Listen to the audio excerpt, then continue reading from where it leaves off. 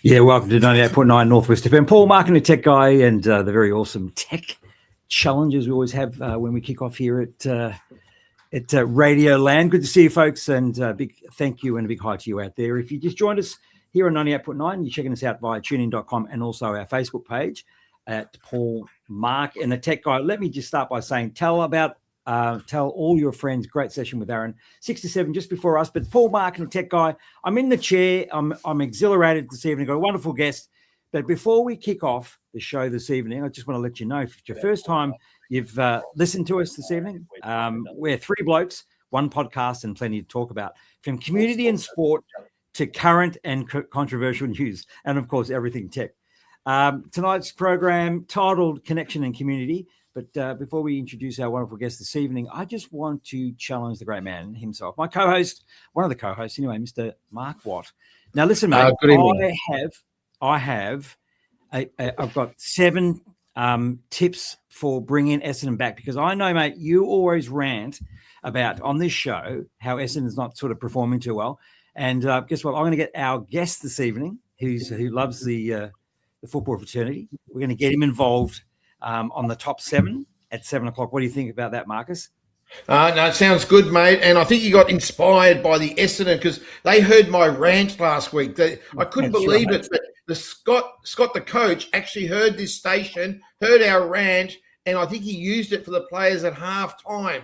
That's the rumor. He used my rant at halftime, and that's why we did so well after halftime last when was it? Sunday night. So there you go. Last Sunday night, exactly. This show gets great. What you think, Paul? I mean, a lot of people listen to the show, and even the coach of Westend listened, and here we are, eh? And that's motivated your 7 and 7. It's a great night. This is a post-Easter show, and we've got amazing guests.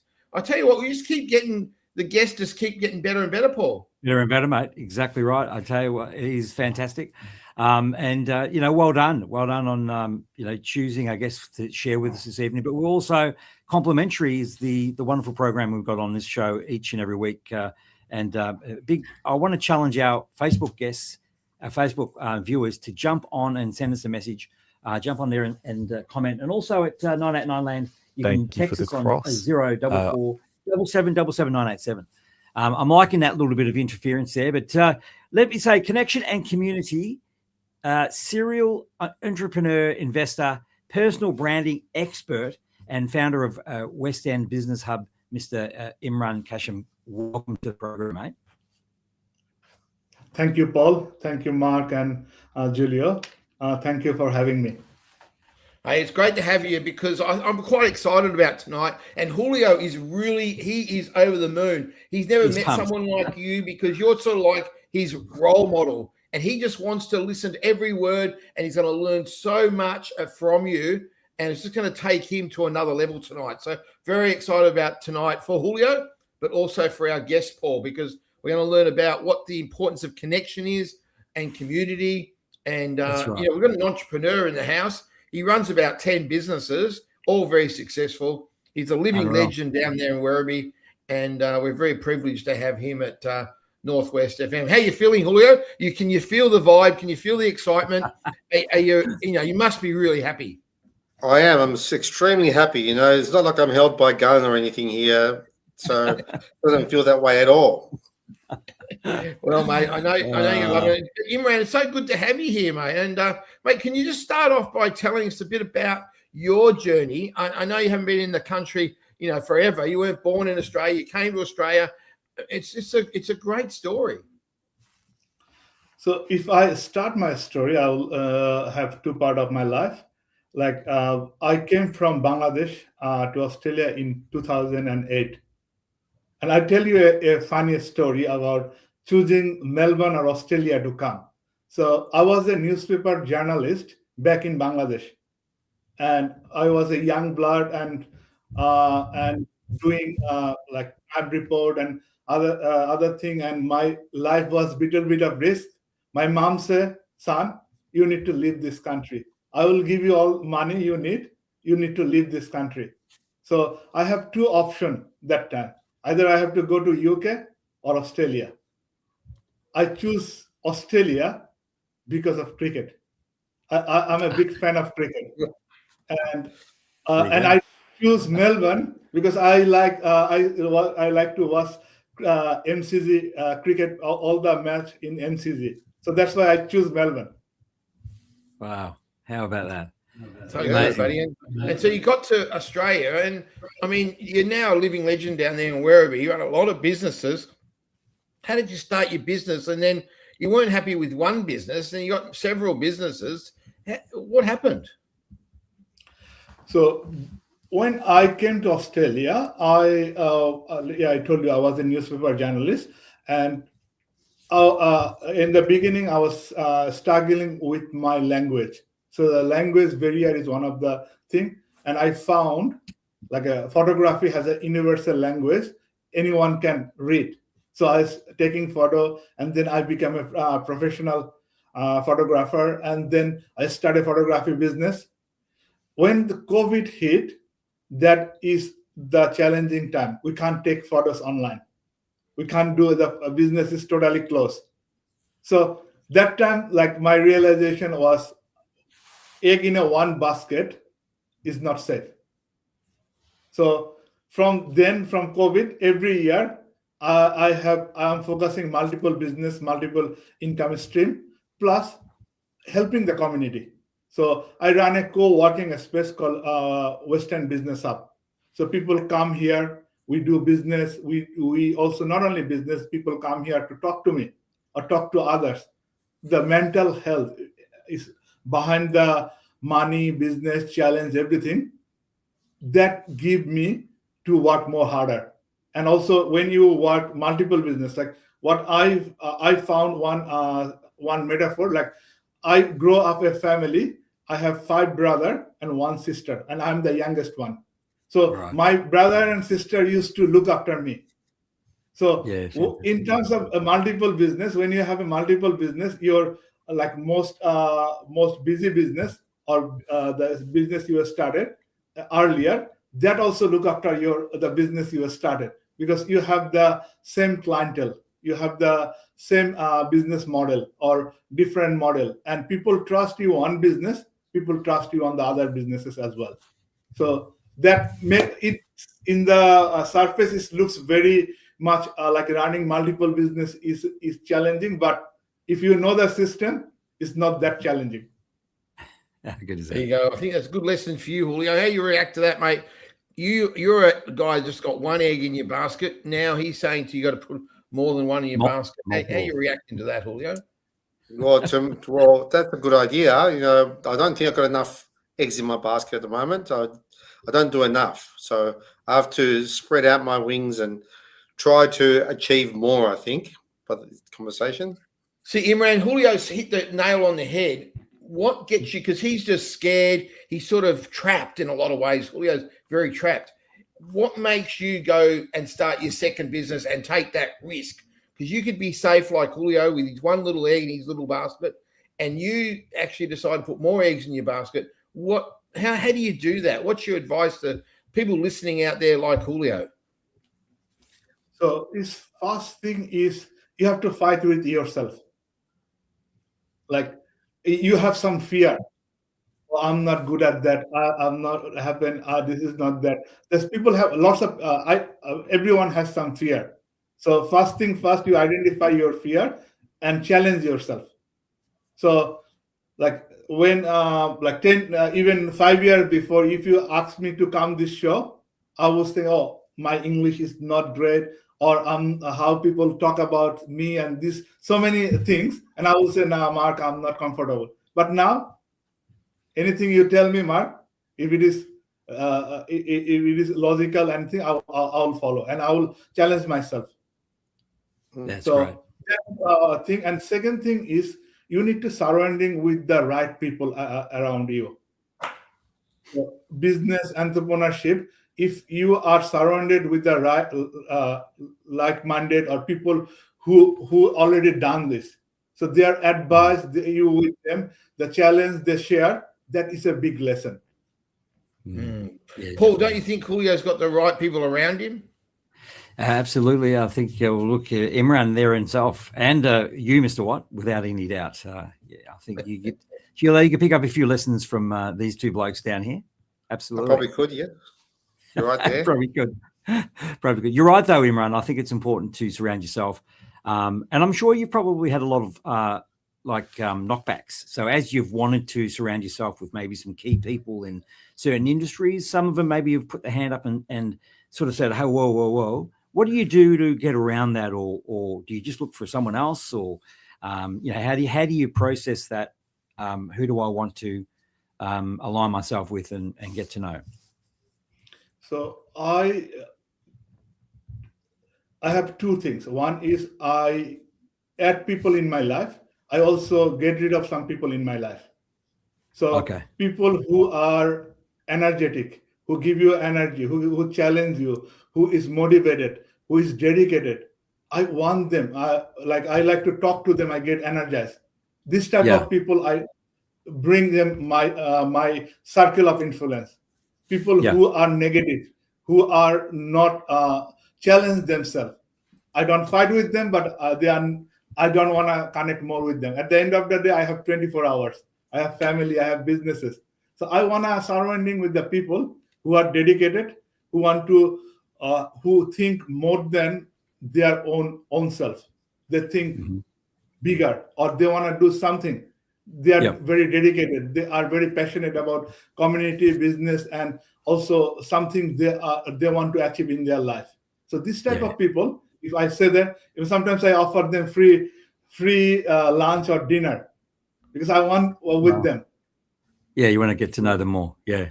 Have you had a free lunch, Mark? Have you had a free lunch yet? No free lunch, but he's a very generous man, Imran. And Imran, I like what you're saying. We've all got 24 hours a day and we want to maximize that. What motivates you? Where's all this come from? Because, you're a very generous-hearted person and you are trying to grow things, not just for yourself, but you're very generous about helping other people grow as well.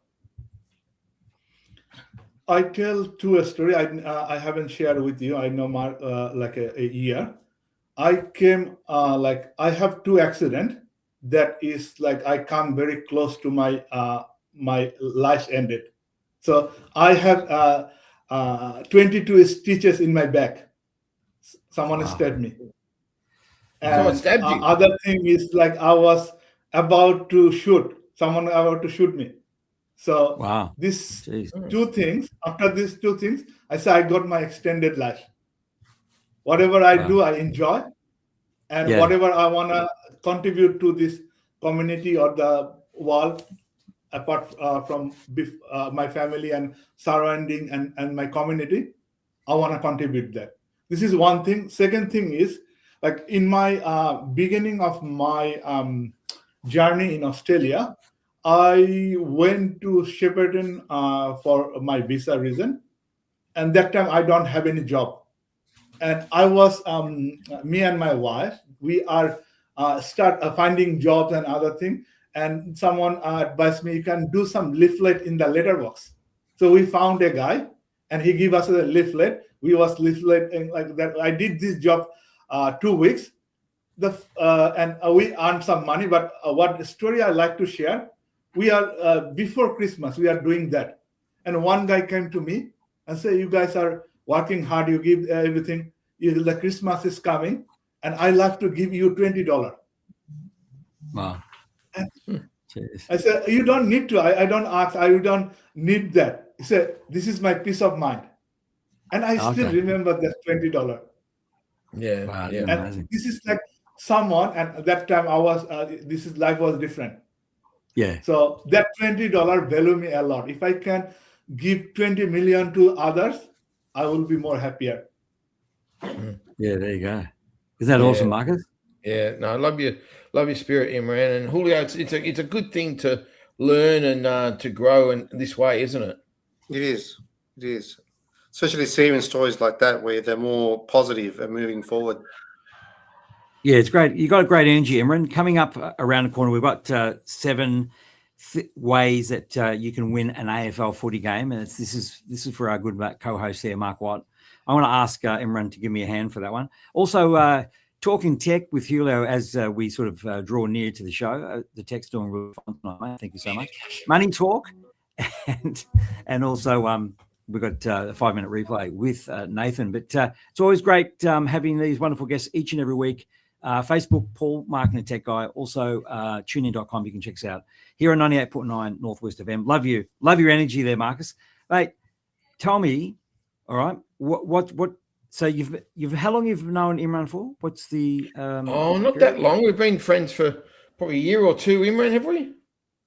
Yeah, more than a year. Actually, Imran didn't want to say this publicly on radio, but I hope you don't mind me telling people, Imran, but Imran's been locked up in prison. So that's when our friendship went to another level, when he went to prison. And I didn't want to say that on radio, but Imran, is that true or not? You did go to jail, yeah? Yeah, I get to jail, and I see different Mark there. I didn't see that face like when we were in the beginning, the face Mark had. I don't think Mark is a very much like a soft-hearted man, but when I was in the jail, Mark is a different man. Was it a good thing, Imran, or that's Mark's different face, eh? He was just acting like us. Imran locked himself up to help young people, so that's just part of his generosity, and he had to raise $1,000 for charity to get out of jail. So it was a really good fundraiser, and he joined nearly 70 people at Pentridge Prison last year. We're going to do it again, by the way, Paul. On the 19th of June, we're going to lock up 70 people at Pentridge Prison for Big Brothers, Big Sisters. And Imran, that's what I love about you, mate, is that obviously you got your businesses going, but your generosity to community is unbelievable. Now, just tell us, you started this networking group called We Connect. Can you tell us a bit about that, why you started it, and what's We Connect all about? Because I think it's got a bit of a fascination with the letter C. So the journey of We Connect that started when after the COVID, I have started the co-working space, and I found like people have connected me and the community online, but there's nothing like we can connect meaningfully in offline. So I started a group called Local Business Networking in Wairabi. And I'm running that event for 2 years. Then it became very popular from my office. We moved it to a cafe, and we named it to Wyndham Entrepreneur Connect, because business owner and entrepreneur are different. Right. They are the different kind of people, and entrepreneur creates something meaningful that doesn't exist, or that is more than the business. So, and I want to connect the local entrepreneur together, plus doing something meaningfully. So from that Wyndham Entrepreneur Connect, this year we created a new group. It's called We Connect. It's Wyndham Entrepreneur Connect, but it's called We Connect. This is all about partnership and collaboration with the businesses, professional, and corporate as well, to do something meaningful and bigger. So this is all about partnership, collaboration. Fantastic. That's great. Hey, Imran, we wouldn't mind picking a couple of points on that partnership, cooperation and collaboration shortly. We're just going to go for a break. We'll be back with Top 7 at 7 and also with Imran. So don't go anywhere, but you guys on Facebook will continue chatting anyways. We'll be right back straight after this. Yeah, good on you, Imran. It's great having you on the show, mate. And Julio is a good prisoner, Imran. And while Paul's going to the radio for our Facebook friends, Imran, tell us a bit about what it was like in jail, mate. Like, what was the Big Brothers, Big Sisters bailout experience? Just tell us a bit about it. This is some experience I never forget. I would say it's an unforgettable experience, and plus very much eye-opening for me. As a migrant, and I never been to jail, I have no idea I have some idea, like we see in the film, what happening in the film and see. But in real life and the experience who was in the jail, they share it. It very much eye-opening for me. And another data that showed, like, people go to jail, they come back again in the jail. The percentage is above 70%. That is very striking for me. That was very striking for me, and like need to break the chains. So as a change maker, entrepreneur, we can do something. Like, people who come out of the jail, they don't get the job. And like over there, I met Simon Finnick, and we become a good friend. And he is also helping. And this type of initiative, I like to help.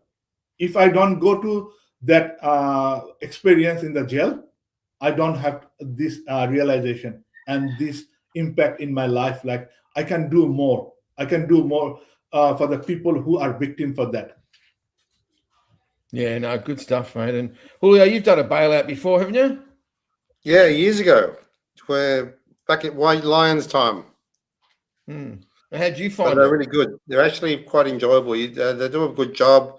It's a good educational thing. Good place to meet other people and understand what's happened to them and how it all works. So it's really good that way.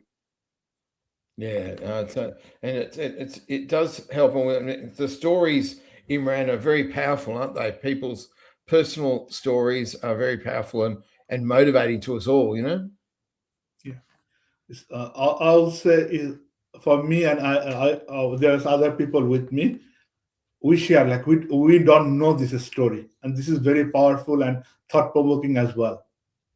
And also, like, the sufferings and the impact. Someone was sharing, like, it's not only impact your generation, it's impact 3 generations as well.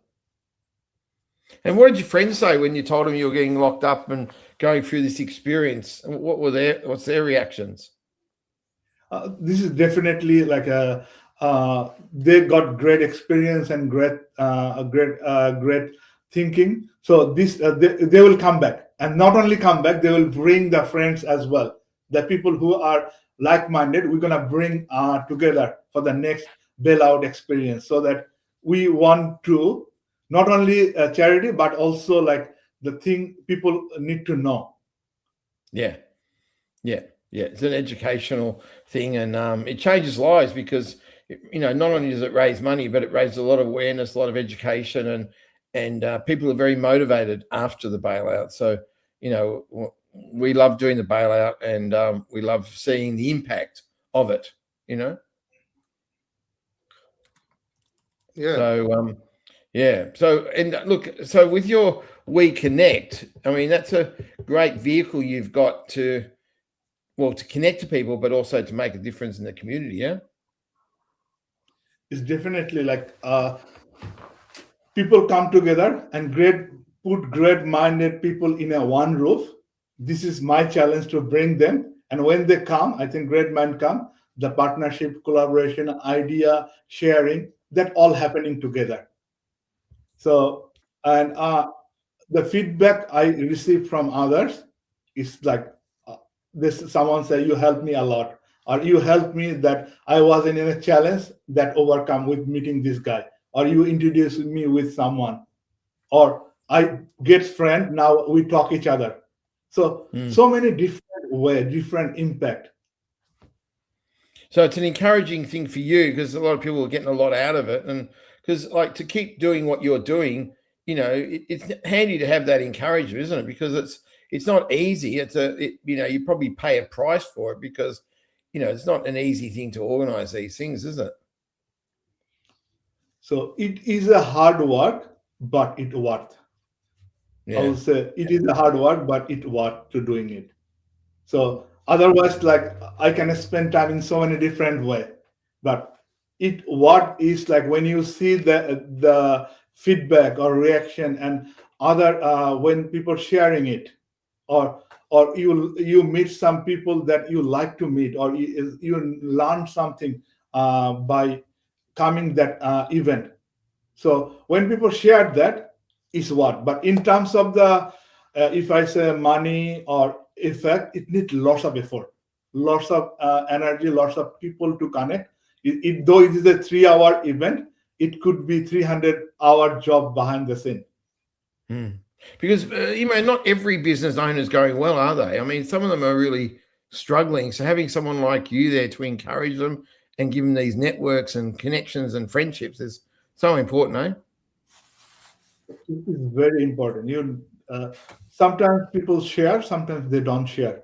We have two type of people, like introvert and extrovert people. So extrovert, they can share it. Introvert, they will be very quiet. So when organizing event, we have to think both sides of the people, introvert and extrovert. Some activities extrovert will love, but introvert will not share. So that is, and we realize this is, if the We Connect event, we try to curate. We know who is coming, who can be sit next to each other, and what topics will help them, and also you come 2 hours, but what is the aftermath? Who you can connect, what you can do, how you can use this, how you can leverage whole thing. So it is more curated as well behind the scene.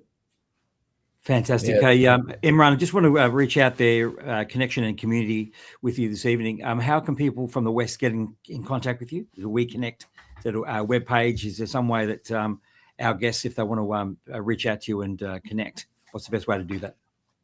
So we have a website called weconnect.network. And also we are located in the heart of Wairabee City Center. It's level 144 Wharton Street, or people can email events@weconnect.network. Fantastic. That's awesome. Or that's awesome. You can ask, anyone can ask Mark. I think Mark is, everyone know Mark. So Mark can easily guide it through. But only when he doesn't have that other different face on. I don't think you can ask Mark. It looks a bit too scary. 98.9, Paul, marketing tech guy. Hey, stick around because it's top 7 at 7 coming up shortly. Also, we've got Money Talk with Rene around the corner in this next half hour. And I'm really interested. I'm really, really interested to find out what's talking tech, because Julio's always got something, quite nice. It's going to be good this time. It's going to be good. Better than last time, eh? Yeah. Hey, Imran, you'll stick around and we'll do top 7 and 7 together. What do you think? Yeah, it'd be good to have you in there. Paul, I just wanted to ask Imran about this Reconnect that he started, this organisation down there, and it's all about connection, but there's also a community part. There's another C, community. Tell us a bit about the community part of Reconnect.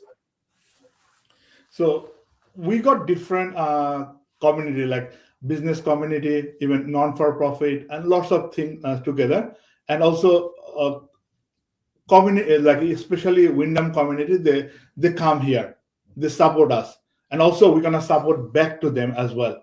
So all the business networking event, we also keep a charity dinner with Big Brother and Big Sister, and that's coming next month. And I am very excited, and I'm very grateful if I can do something for Big Brother and Big Sister, because it's going to be on the 27th of May. 27th of May. Down there at the Holiday Inn in Werribee. It's going to be a great night. We'd love some celebrities like yourself, Paul, and Julio to come down on that night on the 27th of May down there at the Holiday Inn. It's just going to be an unreal night, hey, Imran? That'd be amazing. Yeah, it will be very fun. For me, it will be like a night to remember. And this will be the first time I'm organizing a charity dinner. And fantastic. Not only that, it's like connecting with the people in our community. They can support for young people who need mentorship. And personally, I came to Australia as a migrant, and I found a mentor. He helped me to come to this point. So I know the value of the mentor. And young people, I think I have 2 kids. So I sometimes mentor them, but I know how mentor can help. And young people, I went to the charity dinner last month that Mark organized, Big Brother and Big Sister. I listened to the stories of the young people, And before that, like last year, charity dinner and other program, I closely see what Mark and Big Brother and Big Sister are doing, and would like to contribute that. As not only me, is the community, my whole businesses and the community I part of. I want to include them with Mark. So that is something I'm very excited and very much like want to do something for Big Brother and Big Sister. Yeah. Amazing stuff. Meaningful impact, and Marcus, very, very well done with Big Brothers, Big Sisters. Great event out there in the West. Maybe we can put it up on the screens, Julia.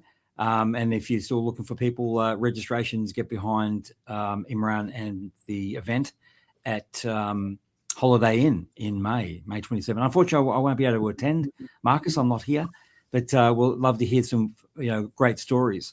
I think Julio's locked into coming anyway and bringing some other people, because Julio's been very motivated and inspired tonight, haven't you, Julio, by Imran's stories? Yes, I have been very motivated. I've just added that into my tech talk today, so I'm going to show my motivation later on and see how we go from there. Oh, great work. Hey, top 7 and 7. Can we go with that? Let's stick around, Imran. Let's chew it here, and coming up around the corner as Money Talk with Rene.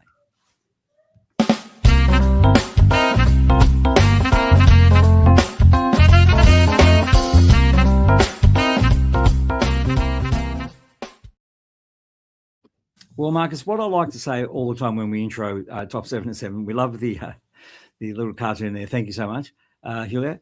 Is our obviously our guests or our listeners on 9890. You want to jump on to Paul Marketing Tech Guy and check us out, because it's interesting to watch us live. And if you don't want to do it, well, that's fine. Top 7 at 7. So after Mark's rant last week, we sort of went away and we've been pushing the Essendon Football Club to get their acts together.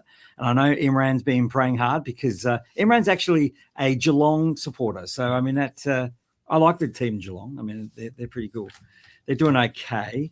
But we had a bit of a comeback last week on the weekend there, Marcus, over the Easter weekend. But the top 7 things to do to win an AFL football game. So these are the top 7. All right, Imran, you ready? Now, I think we could probably purpose some of these top 7 into your business strategy as well, and for you, Julia. So AFL is obviously a different beast. It's fast, chaotic, and all about pressure and transition. So if you strip it down, winning teams usually nail these top 7. So number one is win the contest, clearances and ground balls, Mark. So if you're first to the footy at stoppages and win contested possessions, you control the game. Inside mids and rucks are huge. What do you think, Imran? So if you control the stoppages and win contested possessions, do you think Essendon has a chance? I think we do. We do, if we follow the plan. Well, Imran, Geelong's very good at that. You've got some great inside players, some great guys that actually win the ball there, but Essendon's lacking a few of those. I mean, we only kicked 1 goal to half time, so that sort of a sign that we weren't getting the ball that much, Well, I got the picture of 2 very good teams here that are very fit at the moment. So there you go, win that ball. I love it. Yeah, I still remember a game as Essendon and Collingwood. I think they win by 1 point, and this is one of the game I still remember. That's maybe 10 or 12 years before, like 2000. Isn't it interesting? An ex-Collingwood supporter will always remember that game. You won by 1 point. In your barracks for Geelong. Hey, number 2, apply relentless pressure. So tackling, chasing, smothering, pressure forces turnovers. Good AFL teams don't just wait, they hunt.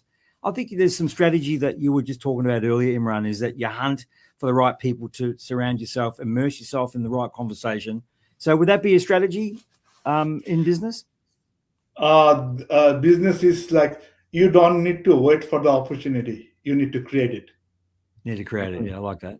That's good. And I must say, our old captain, Merritt, at first half last week, he didn't have 1 tackle. So you're talking about tackles. He didn't lay 1. In the second half, he laid 7 tackles, and the team turned around. So I agree with you, mate. Tackling is so important. And the fact that those boys started to tackle means they got into the game. I think it was a good sign of the turnaround with the old Bombers. That's right. Yeah. So Mark's rant, top 7 things to do when you win an AFL footy game. Number 3, efficient ball use. So it's not just about getting the most disposals. It's about using it well, clean kicking and smart decisions going inside 50 and critical. And I think, again, Imran, oh, that's beautiful. Look at that. We missed that one. I love you. Good on you, Julio. But isn't that interesting, Imran? You talked about that sort of like the right decisions, smart decisions, surrounding yourself within just the right environments to create opportunities. So, that's number 3. All right. So, yep. So number 4, strong team defense. So defense isn't just the back line. It's team structure, zoning, intercept marking, and cutting off opposition ball movement. That's something that Mark does really well. Don't you, Mark? You get rid of all those other...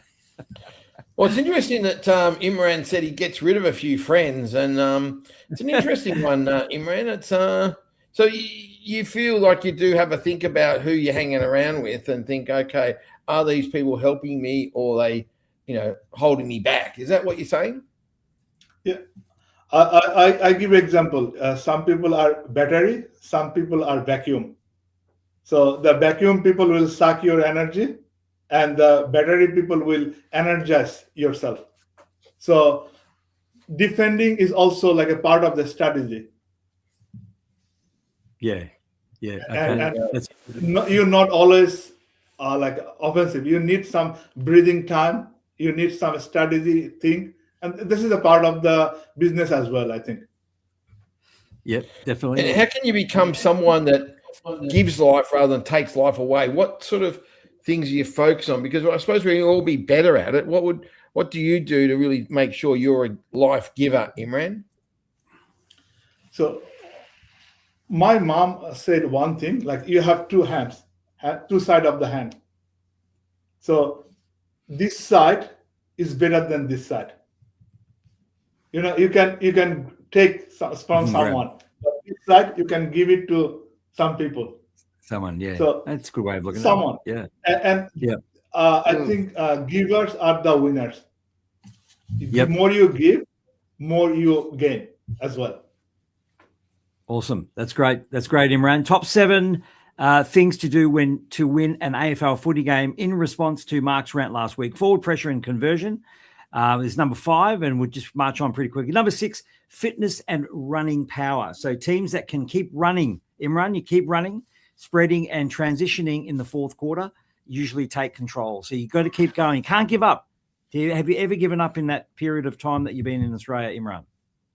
Have you ever sort of said, well, that's it. I don't think I can do it. I'm out. I'm done. Finished. No. Very easy to say you give up, but it's very much challenging to keep going. And every day you motivate yourself, you motivate the team, you motivate the community. Like you keep going. Whatever it happens, the consistency. But to give up, you don't need time. You can say, I'm finished. Then it's done. Absolutely, mate. And I think though number 6, sorry, Mark, you want to jump in there? Oh, I just was wanting to get Julio's go on this, because Julio's a bit of a fit man. He rides his bike. He sort of has a G.I. Joe type. Yeah, well, I'm motivated by Mark. See, I like to say all the time, motivated by Mark.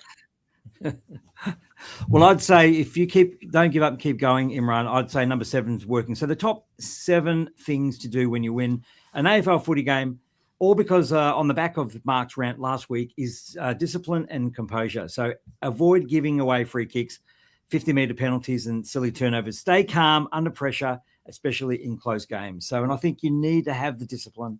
You don't give up. You need to just continue that discipline about, I believe I'm going to be able to do it. Doesn't matter if I've had a few falls or if I've, had a few setbacks, but I'm going to keep trying because I know in my heart that's what I want to achieve, and then you make it happen. So we're going to believe Imran, yeah? Essendon's on the way back. We might be 16th on the ladder, but we are coming back. Isn't that right, Mark? We're on our way up. We're going to get up eventually.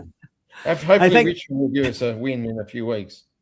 Yeah, hopefully we had a couple of tough games. I'm sure Nate will give us a bit of a wrap up shortly in this next 20 minutes. Hey, Imran, thank you so much for joining us, and thank you so much for sharing in the top 7 ways to keep our football team alive. Yes, in a football game.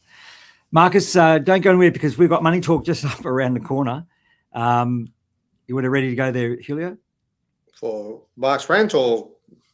We'll do Money Talk and then we can bring in Mark's rant. Done. Coming up.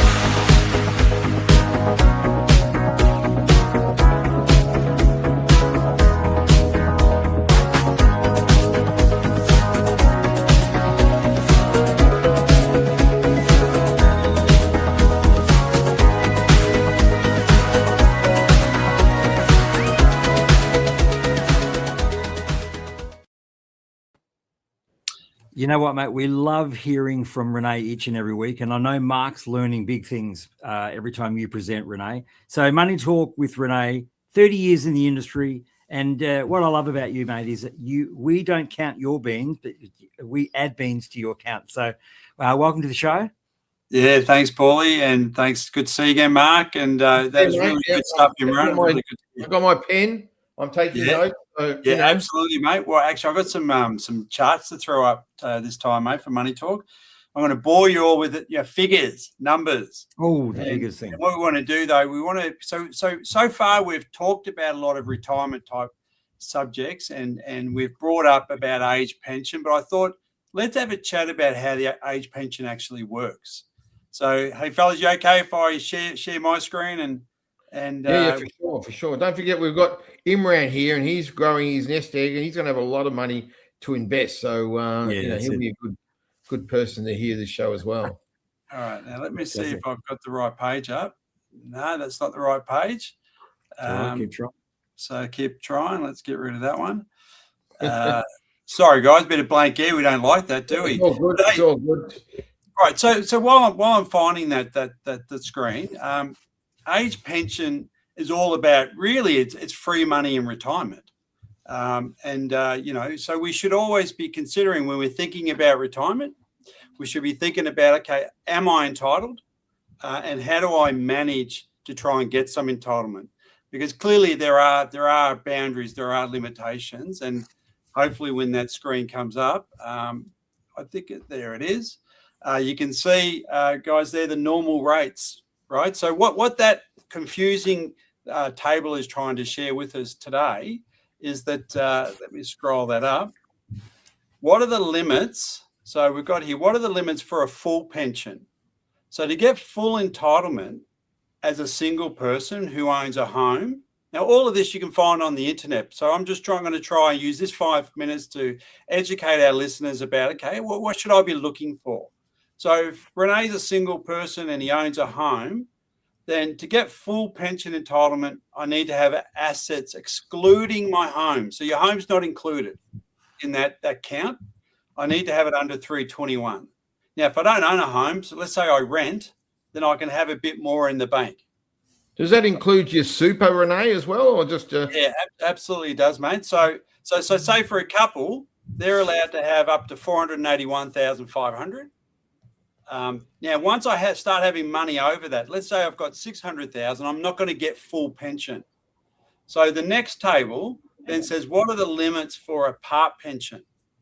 Okay, and so again, if I come down, I'm a single person. Once I'm over 722,000 in super, cash in the bank, whatever, investment properties, which more than likely going to be worth more than 722,000 in most cases, I'm no longer entitled to the age pension. So there are limits. For a couple, it's $1,085,000. So that's a fair amount of money you're allowed to have and get the age pension. Now let's talk about what are you entitled to. So for a single person, so if he's entitled to the full amount, that's $1,100 a fortnight. That's $31,000 a year. So we want to try and engineer as much of that as possible into your retirement income. And for a couple, well, that's a whopping $47,000. Now, naturally, we're not going to try and live on that alone. But if I've got a combination of, so let's go back to to this couple here. Let's say I've got $600,000, $700,000, $800,000 in my super. That can be giving me, let's say, $600,000. I could be pulling $30,000 to $40,000 from my super every year, and getting maybe about $40,000 from the government, $35,000. So now as a couple we're living on $70,000 in retirement. So a very attractive offer that we should be looking at. How does that work for me, and what am I entitled to? So remembering the key facts to take away from today, there's two tests. There's an asset test and there's an income test, right? And so if I fail, if the asset test gives me the worst pension entitlement, then that's what works for me. If the income test gives you a worse entitlement, then that's what you receive. Now, when you're thinking about your assets and what's included, your home's not included, but your furniture is. So what we say to all our clients, don't count your furniture. If you threw it out and had a garage sale, and you're really going to make more than $3,000 a year, from the sale of your furniture? Probably not, unless you got some really expensive art and jewelry. But on the whole, we just tell our clients, look, just nominate $3,000 for your furniture. Now, so a lot of people are not entitled to the age pension. You can see once we get over these asset amounts of $1 million or 1.3 for a non-homeowner. So there's a lot of people, they'll have a couple of $1 million. And so often, fellas, what I hear is that people say, well, Rene, I've worked all my life. I've worked so hard and I'm not entitled to the age pension. It's wrong. And I hear what they're saying, but it's not true though. Right. And so, guys, this is something you can all take away to local Barbie. And when this conversation comes up that I deserve the age pension and I'm not getting it, it's really about, maybe, and I'm probably the perfect person to be able to probe. If someone's got $2 million in super, they're allowed to have $2 million in super tax-free. Wow. Right? In a tax-free environment. And if they just earn 5% on that, that's $100,000 a year. They pay no tax. Wow. You and I go out to earn $100,000 a year from our jobs or our businesses, whatever. We're paying tax at the rate of 30% at least.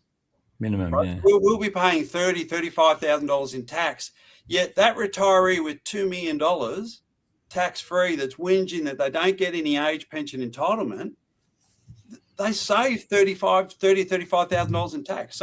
So what am I leading to is ultimately everyone in retirement benefits either from the age pension or from tax-free entitlements. Once you're 65, superannuation is just a golden vehicle. And so I advocate anyone, if you're not 65 yet, and you don't have a lot of money in super, sit down with an advisor and start working at how can I get more of my money into that space and so on. And also, look, if you're in that place where you've got more than $1 million and you're not entitled, there's the Commonwealth Seniors Healthcare Card that gives you cheap medicine. There's the SAPTO, Seniors Australians Pensioner Tax Offset, that allows people with money outside of super to have tax-free. So I just got to reiterate, over 65, if you're paying tax, you haven't been talking to an advisor. So, hey, fellas, just want to leave it there. I thought I'd just give a good overview of how does the age pension work, but can only just recommend that if you're approaching that retirement, make sure you sit down and have a chat with an advisor, someone like myself, or go out and find someone, or go to your own advisor and just have a bit of a chat about what does your situation look like. Good on you, Rene. Paulie, and thanks, Mark. And good on you, Rene. Yeah, good on you. I'm having you there. Well done. Yeah. Well done, Mark. So, Mark, what are you going to do with your $2 million super? Are you going to put it in? Well, I thought I'd try and get you, mate, because maybe I could borrow $2 million of your super, and then you'll still have $2 million left. So that will help me get $2 million. And obviously, Julio doesn't even listen to that because he's got $10 million in super, so he's not even worried about that show. $10 million. If I got down somewhere, where did I lose money? Where did I lose money? Come on. How good is it? Imran, Julio keeps opening a newer bank account all the time because he fills up one bank account and they can't take any more money, so he opens up a new account. So, that's how much money Julio's got, Imran you love, is expensive. They can mark out. That's a problem. It cost me a fortune just to get him out. I have no idea whether he gets it, but Julio, I have a proposition for you. We are running an event this month. Is the name of the event is called More Than Money. oh, there you go. more than money. More than More money. than money. More than money. So We'll have to put that, Julio, on both our Facebook pages about Yes. the event Reconnect, and Imran started Reconnect, and it's a great organisation, great little network down there in Werribee. And I think Julio should sign up, don't you think, Imran? I love to meet with the tech guy because I'm fascinated about the tech. Everyone wants to meet the tech fantastic. guy, mate. He's one Everyone of the wants to most meet- popular guys at Northwest FM. He's been rated the most popular presenter. So There you go.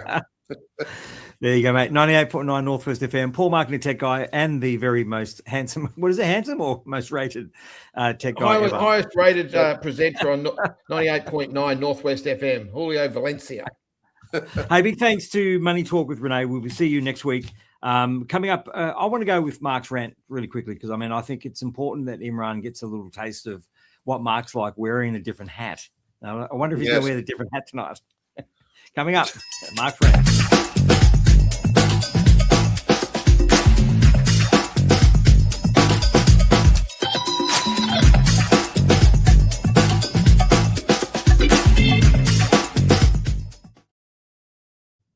Well, I'll tell you what, boys, I'm a little bit fired up tonight because AI is taking over. It's taking over. It makes all dumb blokes like me seem like they're smart when really we're still dumb. We're just using AI. AI this, AI that. Every seminar you go to, it's about AI. Everything's AI, AI, AI talking to AI, which talks back to AI.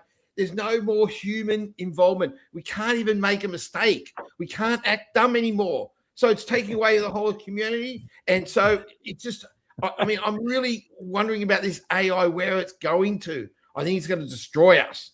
AI, you Google AI, ask AI what AI thinks about AI, and they're worried. They're worried about themselves. Oh, really? So I'm really worried about them. And I just think ChatGPT and all these AI languages are taking away, and we just want to make mistakes. We want to be dumb. We don't want to know things. There's got to be some things we don't know, because if I know everything, I'll never ask Julio his advice anymore. So I don't need Julio. I've got AI. I don't need Paul. And that's why Imran's organization, WeConnect, will eventually die, because AI will be everything. So there you go. That's my rant. Anti-AI. Anti-AI, eh? Anti-AI. What do you think, Imran? Are you an AI supporter, or are you anti-AI like I am a supporter, as like it has some leverage, but AI do mistake. Mark, AI is not true. AI doesn't do the mistake. If you ask, what is the day of say 29th of say April? It is Wednesday, but AI will give you Tuesday. Oh, really? And it happened a couple of times. I see the date. Always they do mistake with the date. Like if you write down, say 27th of May, and they will say 27th of May, Tuesday, 27th of May. But it is not Tuesday, it is Wednesday. So maybe you need human to correct it. Yeah. Maybe AI loves Tuesdays for some reason. Chew AI or something. I don't know. Maybe. Even all other day, they are not. When you ask for a day or something, they are giving you a wrong day. Wrong day. All right. Well, we better not get AI to do the sports update, because AI needs Mark's opinion. I love it. Paul Marketing Tech Guy, 98.9 Northwest FM. Our wonderful guest here this evening, Imran, is with us from Connection and Community from the Westend Business Hub. We connect. Follow Imran on LinkedIn and all the socials, and get behind him, support him, or whatever, in whichever way you can, making a difference out there in the West, in the community involvement as well. It's great to see you guys connecting. Big Brothers, Big Sisters, you're doing a dinner. What date is that dinner again? 27th of May down there at the Hollywood. 27th of May. Holiday Inn. Julio, just put that in your diary, buddy. I will. Just doing it right now. He's locked in. Well, it's time to. I hope you're liking the different segments, but it's time to do a 5-minute replay. with Nate, and then it's Talking Tech with Julio straight after this.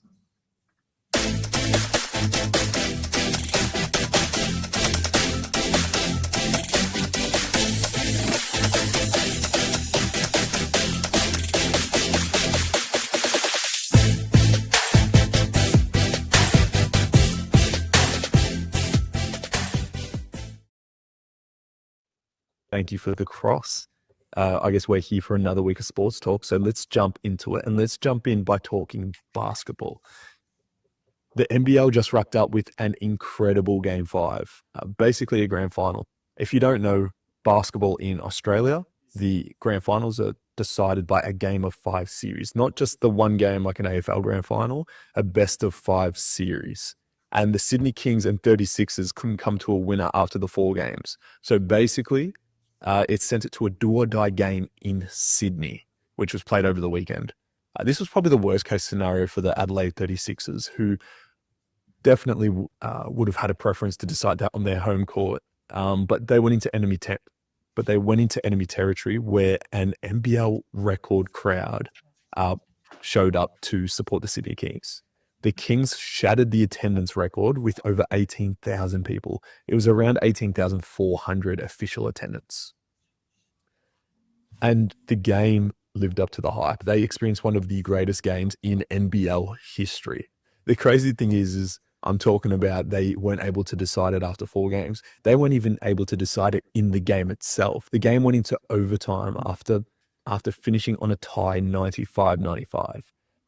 Adelaide's superstar Bryce Cotton had an opportunity to win the game with a game-tying layup, which ran around the rim and rolled out. So game went into overtime, and it's safe to say Sydney's crowd was just too much. They came in and supported their boys, who ended up running away 10-point winners in overtime, winning the championship, their first since 2023. So the Kings, a pretty successful franchise, get up there and reach the pinnacle again.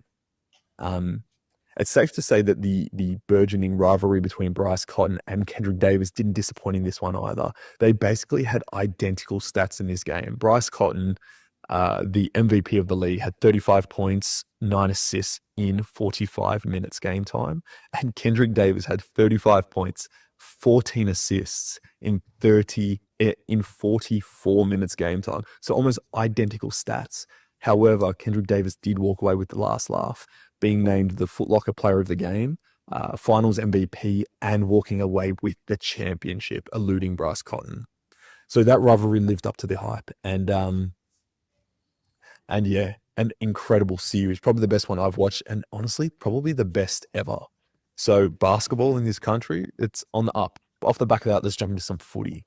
The Blues are in even more hot water after an epic loss to North Melbourne, a last-minute loss to North Melbourne this weekend. Honestly, it's great to see North Melbourne and their youngsters really starting to show up. Clarko's definitely doing something right over there at Arden Street, especially with the likes of guys like Finn O'Sullivan, Colby McKercher, and Harry Sheasel, of course, being the superstar he is. Right now, they're sitting pretty in 5th spot on the ladder with 3 wins out of 4 games. So North fans are celebrating everywhere. They're up on the ladder, which they haven't been in years past. So I don't blame them one bit. But on the bright side for Carlton, as I mentioned in my intro episode, I'm the founder of Baseline Sports and Baseline Footy. So we do a lot of work in the talent pathways of the AFL, covering the under-18s. And their highly prized father-son prospect, Cody Walker, is looking like an absolute superstar. He had another best-on-ground performance this weekend against the Calder Cannons, where he had 35 touches, 4 shots on goal, and 8 tackles. He polled second overall in overall rating across the whole league, which is the 2nd week in a row he's done that. So he's looking like an absolute superstar. And yesterday I spent some time down at Preston City Oval, where the Talent League put on their under-16 showcase, and the Northern Knights unveiled Lucas Koutafidis, the youngest son of Carlton legend Anthony Koutafidis, who's already a 196-centimeter midfield prospect. And honestly, looks like he's going to grow up to be a star. There's a lot of time left. He's going to be available in 2028, so anything can happen. But there's a few plays to look out for the Blues. And you have to say that their line of father-sons coming through is definitely going to help them in their future. The Dogs are now sitting alone at the top of the table after a 34-point win over the Bombers this weekend. I know they probably won't be too happy with that win over the Bombers, given they don't look like they're going to pull out too much this year. But a win's a win, and you're happy with the 4 points. The Bont is in a world of his own at the moment. He pulled 35 touches and a goal in this weekend's game. And Wheelo Rankings has already put him above Nick Dacos in the lead for the Brownlow. Of course, these are just algorithms deciding these things, but right now he is the number one. He's number one in the race for the Brownlow medal after a few crazy performances.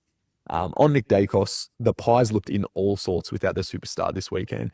Obviously, a late out after suffering a hamstring injury in warm-ups. He didn't get up for that game, and the Pies just didn't look like they had that spark that Nick Dacos brings to the squad. He is predicted, however, to be back for this gather round, so there's nothing to worry about on that side. And look, of all games, it's probably good that he was out against the reigning premiers. Just take the loss, which they probably would have been handed anyway, given it was in Brisbane, and move on to the next week. Captain Darcy Moore isn't as lucky. He's probably got another 4 weeks on the sideline, but I'm sure once all those boys are back and they've got their team on the park, they're going to be a team that is very threatening going into the finals. The AFL will head up to Adelaide for gather round this weekend, with the Crows and Blues on Thursday night kicking off the round. The Pies will take on the Dockers Friday, with North v Lions, the Bombers versus the D's, who, by the way, look like one of the most exciting teams in the AFL right now after upsetting the Gold Coast Suns. Definitely one of the more exciting teams I like to watch. The Suns will take on Sydney. The Hawks will take on the Dogs to round out Saturday. And then to round out the weekend, the Cats will take on the Eagles, Giants, Dogs, Port St Kilda. And yeah, Port St Kilda will wrap up the round. That's all from me, and I'll throw it back over to you guys. Yeah, good on you, Nate. That's fantastic. There's a bit of a summary there. I love the name Cuda. Do you like that, Marcus? Imran? I don't like the fact that Carlton's seeing all these guns coming in. That's no good, mate. Cuda. They're going to be lonely down the bottom of the ladder. Hey, great little segment there. Once again, a quick wrap up of sports, and I love his enthusiasm and great things happening there. Baseline Footy, check him out on socials. There's lots happening in that space there. Last thing, we are sort of slightly over time, and I know we've got one more minute with Imran shortly. We can't miss the most important segment. No, of course not. Our guest speaker is number one. Julio, talking tech with the great man, and then we'll do a quick summary, Marcus. Done.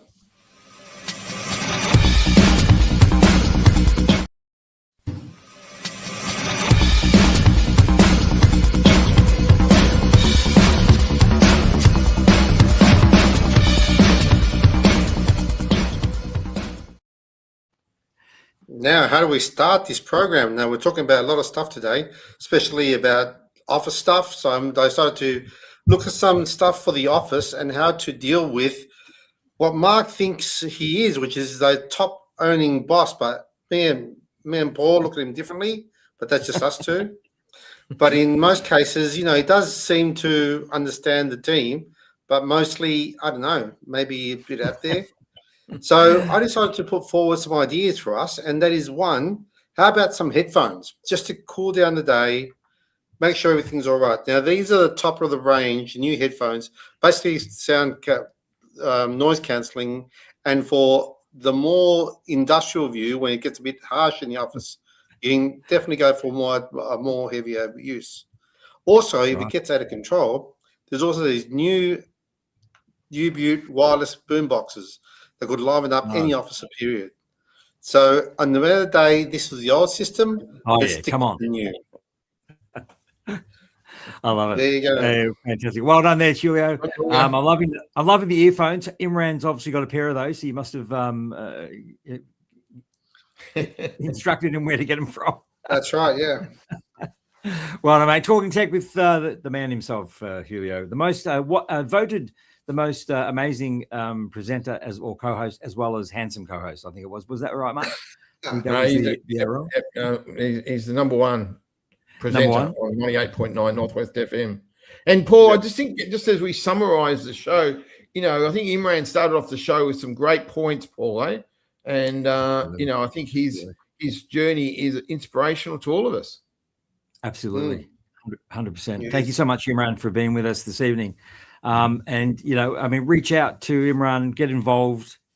reach out on LinkedIn and say hi and sort of understand your journey. It's just amazing, mate. It was just a flip. It was just a taste of your experience is quite amazing, mate. So I'm sure there's a lot more generosity of spirit that Imran has, and that ability or that desire to go forward and bring others with you and try new things. And I know, Julio, you've just got so much out of Imran, and it could really be a coach for you, mate. Yeah, it's a good idea. They should join some sessions. It'll be good. Yeah, that's awesome, mate. We Connect have got sessions for you, haven't they, Imran? We Connect. Everyone's invited to We Connect. Yeah. And we also help each other. Is also like I don't like in these ages, like when we're getting older and like coaching someone is hard, but I think we can help each other. We can grow together. We can connect each other, and we can do something meaningfully. That is something we can do, Julio. Perfect. Yeah, fantastic, mate. Fantastic. Well, thanks again, Imran Kashem, for joining us this evening. And thanks, boys. 98.9 Northwest FM. Paul, Marketing Tech Guy will be back next week. I think we've got a show next week, Marcus. We'll try and do a show next week, next Wednesday night. Wednesday night. Have a great week and go Bombers. And now that you've got the tips there, Marcus, we should see some different things. Thanks, Imran. Julio, the tech guy, and Marcus here next time. Here at 98.9. Don't go anywhere because there's a lot more great things happening. It's after our show is Northwest FM Jukebox coming up, and Crossroads with Nick Tashoff here on this wonderful channel here at 98.9 Northwest FM.